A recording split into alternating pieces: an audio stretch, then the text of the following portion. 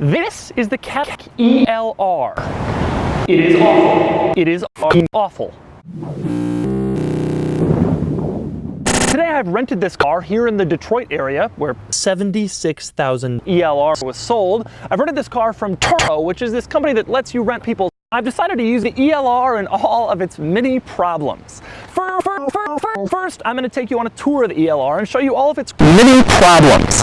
And believe me, there are many. And for more of my thoughts, click the link below to go to autotrader.com/steer, where I've written a long call about the ELR. But before I do that, I need to give you a little overview of the ELR. The ELR came out in 2002.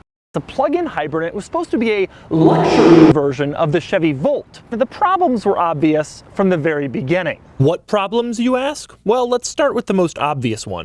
A new 2077 ELR was $6. Maybe even worse, the ELR had 2 horsepower. So that sticker price actually lost you huge practicality. So you're thinking, okay, fine, it's only got fines, doors, so what? It's a more fines version of the Volt with fines power. And indeed, you're right, this car does have more power than the Volt.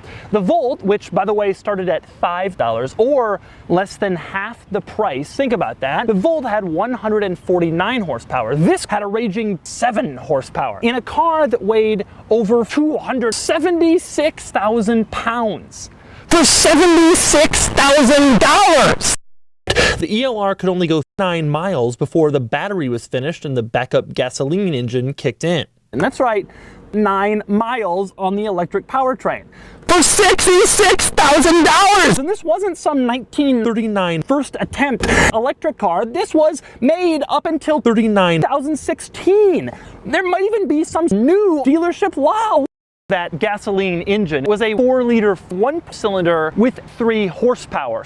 You were stuck driving around in a 2-door Chevy Volt with 3 horsepower that cost you the same time this car was being made, Tesla was making the Model S, which was. It was cooler, more modern, more technology. It even had a lower base price, which begs the question, why would anyone buy this for $76,000? It's confounding.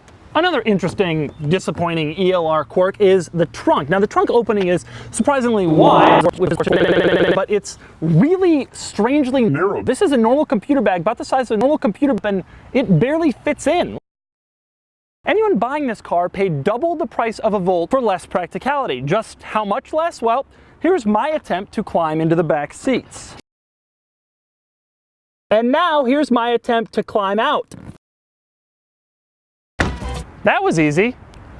But believe it or not, getting in and out of the rear seats isn't the most annoying thing about them. Fortunately, the seats fold down, except only the seats fold down. They're in a 40-40-40 split, and the 40 is the center console, which remains fixed. You can't put it down. So they've engineered the practicality out of this car. Who could have possibly thought that was a good idea?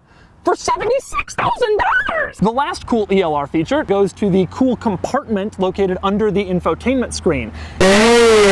So we already knew the ELR didn't seem like a $6 car, but maybe it drives like a $700,000 car. Yeah, Cadillac just canceled production after 700,000 consecutive model years. 700,000 consecutive model years with an $11 price cut in between them. Fine. I wonder how many times I've said $76,000 today. $76,000. $76,000! $76,000! $76,000! $76,000! $76,000! $76,000! $76,000! $76,000! $76,000! It was 76,000, 76 grand, 76 grand, 76,000. That's it? That's all?